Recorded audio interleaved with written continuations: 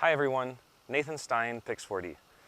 Today I want to show you how we can use a DJI Mavic 3 multispectral to map this field of romaine lettuce here behind us, and then go ahead and process that in Pix4D fields.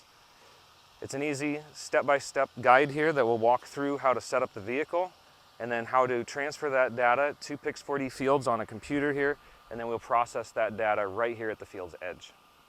We have our aircraft deployed here, and I've already booted it up and started the power as well as on my remote, and we are going to go ahead and set up our mission for the Mavic 3 multispectral.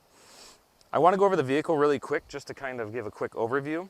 You'll notice there's a 20 megapixel RGB sensor here, which is a really nice camera for use when we're mapping an RGB mission for maybe weeds, small plants, or other things like that.